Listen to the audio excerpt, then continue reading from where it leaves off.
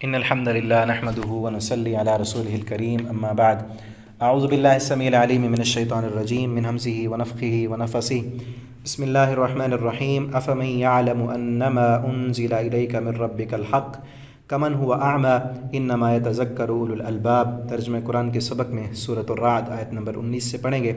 افمن یعلم، کیا بھلا وہ شخص یعلم جو جانتا ہے، انما انزل الیک کہ بے شک انزل جو کچھ نازل کیا گیا آپ پر من ربک آپ کے رب کی طرف سے ہے، جو یہ علم رکھتا ہے، یہ جانتا ہے کہ یہ قرآن جو آپ پر نازل ہوا یہ اللہ کی طرف سے، کمن ہوا اعمی، کیا وہ اس بندے کی طرح ہو سکتا ہے جو اندھا ہے؟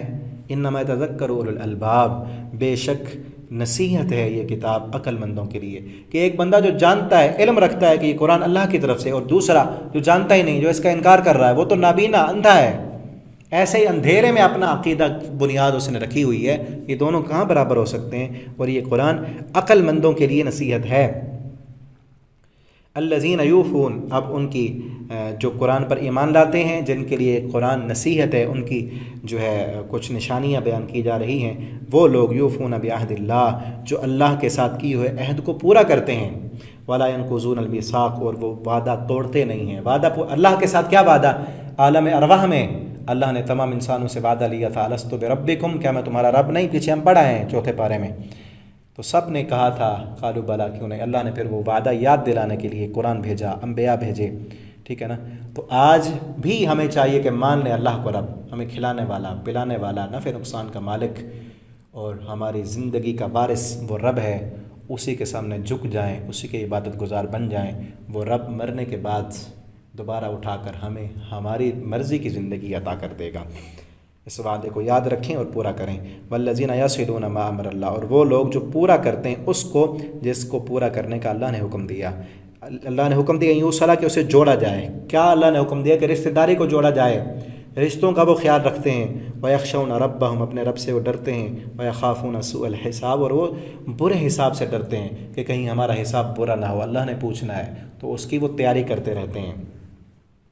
والذین صبروا ابتغاء وجہ ربہم، وہ لوگ جو صبر کرتے ہیں، کس لیے صبر کرتے ہیں؟ ابتغاء وجہ ربہم، اپنے رب کی رضا تلاش کرنے کے لیے، اپنے رب کو راضی کرنے کے لیے وہ دنیا میں آزمائشوں پر صبر کرتے ہیں، اللہ کے گلے اور شکوے نہیں کرتے۔ واقاموا الصلاۃ، نماز قائم کرتے ہیں۔ وانفقوا مما رزقناہم، اور وہ خرچ کرتے ہیں اس سے جو ہم نے رزق دیا ان کو، سرًا، چھپ کر بھی خرچ کرتے ہیں، وعلانیہ، سب کے سامنے بھی خرچ کرتے ہیں تاکہ ان کو دیکھ کر دوسرے لوگ بھی خرچ کریں۔ وَيَدْرَؤُونَ بِالْحَسَنَةِ السَّيِّئَةَ، اور وہ دور کرتے رہتے ہیں، ہٹاتے رہتے ہیں، بالحسنہ، اچھائی کے ساتھ، السیئہ، گناہ کو۔ اگر ان سے کوئی غلطی ہو جائے، خامی ہو جائے، گناہ ہو جائے، تو فوراً پھر وہ نیکی کرتے ہیں تاکہ ہماری اس نیکی سے ہمارا گناہ دھل جائے، ٹھیک ہے نا؟ خذ من اموالہم صدقۃ تطہرہم، نبی صلی اللہ علیہ وسلم سے اللہ نے فرمایا کہ ان سے صدقہ لو تاکہ ان کے گناہ دھل جائیں۔ نیکیاں جو ہیں وہ گناہ کو مٹا دیتی ہیں، جب ان سے گناہ ہو جائے تو فوراً نیکیاں کرتے ہیں۔ اولئک لہم عقبی الدار، یہی لوگ ہیں جن کا انجام، جن کی آخرت کے لیے اچھا گھر ہے، ان کا ٹھکانہ اچھا ہے۔ اللہ تعالی ہمیں ان لوگوں میں شامل فرما دیں اپنی رحمت کے ساتھ۔ جنات، وہ اچھا ٹھکانہ کیا ہے؟ باغات ہیں، عدن، ہمیشگی کے، یدخلونہا، وہ داخل ہوں گے اس میں۔ ومن صلح، اور وہ جو نیک ہوں گے، من آبائہم، ان کے آبا میں سے، وازواجہم، ان کی بیویوں میں سے، وذریاتہم، ان کی اولادوں میں سے جو بھی صالح ہوں گے، نیک ہوں گے، صبر کرنے والے ہوں گے، اللہ کی رضا کے لیے نیکیاں کرنے والے ہوں گے، صدقہ کرنے والے، نمازیں پڑھنے والے، سچائی کو قبول کرنے والے، وہ بھی ان کے ساتھ ہوں گے جنت میں۔ اللہ تعالی ہمیں، ہمارے والدین کو، ہماری بیویوں کو، ہماری اولادوں کو، اللہ ہمارے عزیز و اقارب کو ان میں شامل فرما دیں، ٹھیک ہے نا؟ اللہ ہم سب کو نیک، اور شرط کیا ہے؟ ایسے نہیں کہ صرف اولاد ہونے کی وجہ سے نیک جنت میں چلے جائیں گے یا والدین ہونے کی وجہ سے، نہیں، صالح من آبا، جو صالح ہوئے ان کے آبا میں سے، ان کے خاندان میں سے جو نیک ہوں گے وہ بھی ہوں گے۔ والملائکہ، اور فرشتے، یدخلون، داخل ہوں گے ان پر، اس جنت میں فرشتے داخل ہوں گے، من کل باب، ہر دروازے سے فرشتے آ کر سلامتیاں بھیجیں گے، سلام کریں گے اور کہیں گے دنیا میں تم نے صبر کیا تھا، اب اسی کا بدلہ تمہیں مل گیا۔ کیا کہیں گے؟ سلام علیکم، سلامتی ہو تم پر، بما صبر، جو تم نے صبر کیا۔ صبر بہت بڑی چیز ہے، پچھلی صورت میں ہم پڑھا ہے نا، یوسف علیہ السلام نے کیا کہا تھا؟ وَلَمَنْ صَبَرَ وَغَفَرَ، جو بندہ صبر کرے گا معاف کر دے گا، اِنَّ ذَلِكَ لَمِنْ عَزْمِ الْأُمُورِ، یہ بہت بڑے کام ہے۔ اور یوسف علیہ السلام نے اپنے بھائیوں سے یہی کہا تھا، جو صبر کر جائے اور تقوی اختیار کرے، اللہ ایسے لوگوں کا اجر کبھی ضائع نہیں کرتے۔ صبر کریں، اور صبر کے وہاں میں نے 3 درجات بھی بیان کیے تھے کہ پہلا صبر ہے اپنے آپ کو اللہ کے نافرمانیوں سے بچانا، پہلا ہے کہ اپنے آپ جو اللہ نے نیکیاں کا حکم دیا اس پر وہ کرنا اور صبر کرنا، نماز پڑھنا، ہمیشہ پڑھنا، سچ بولنا، ہمیشہ بولنا، پھر گناہوں سے رکنا، اس پر صبر کرنا، اور پھر تیسرا درجہ ہے کہ جو آزمائشیں آئیں، تکلیفیں آئیں، نقصان ہو، پریشانیاں آئیں، ان پر صبر کرنا، آزمائشوں پر صبر کرنا، ٹھیک ہے نا۔ سلام، ان فرشتے آ کر کہیں گے یہ اس کا بدلہ ہے جو تم نے دنیا میں صبر کیا، فنعم عقبی الدار، اور کتنا اچھا گھر ہے آخرت کا، انجام کار کے اعتبار سے اچھا ہے انجام ایسے لوگوں کا۔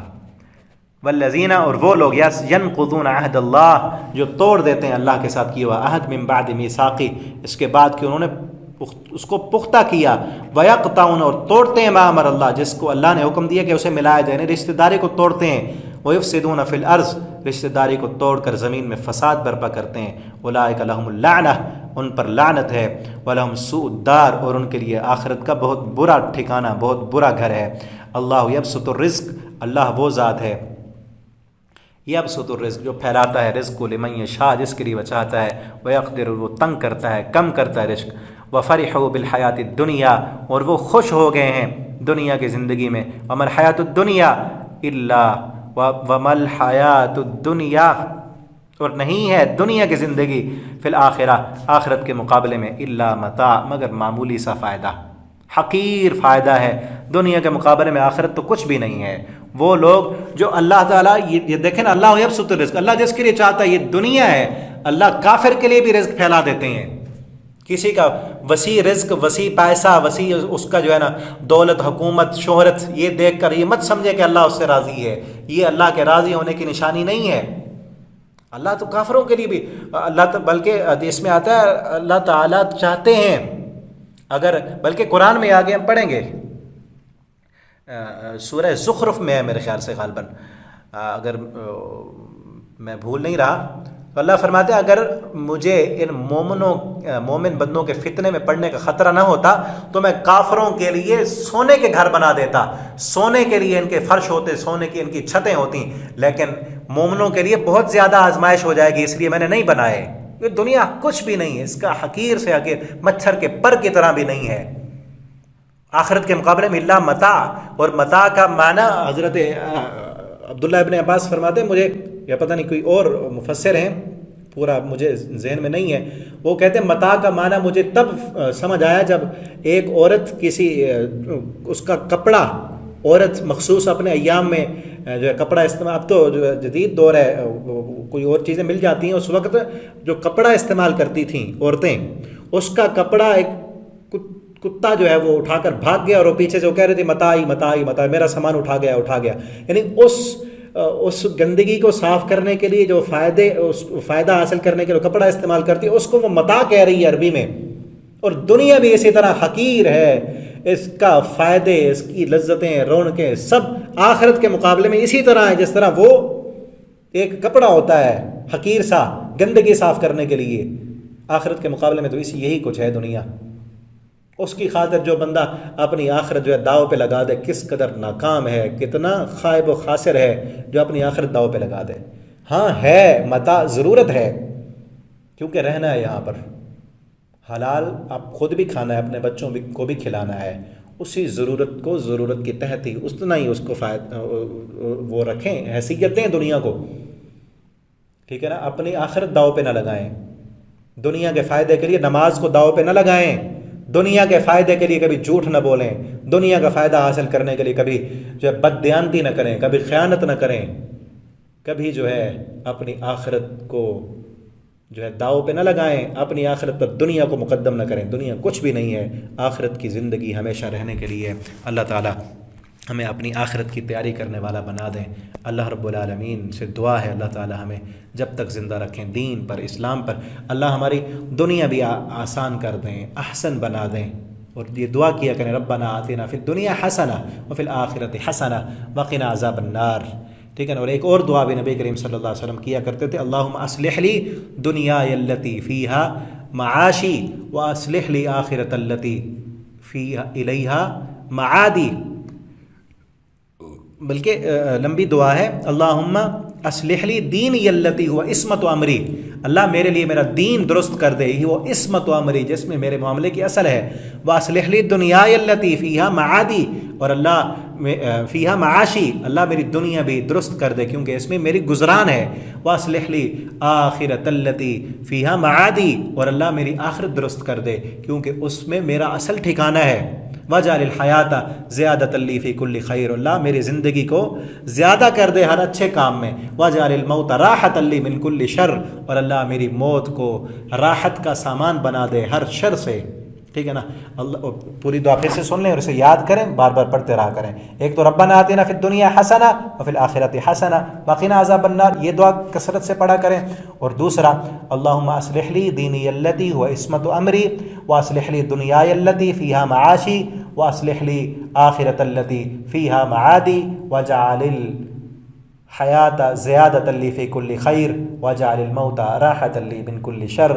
آخر دعوانا الحمد للہ.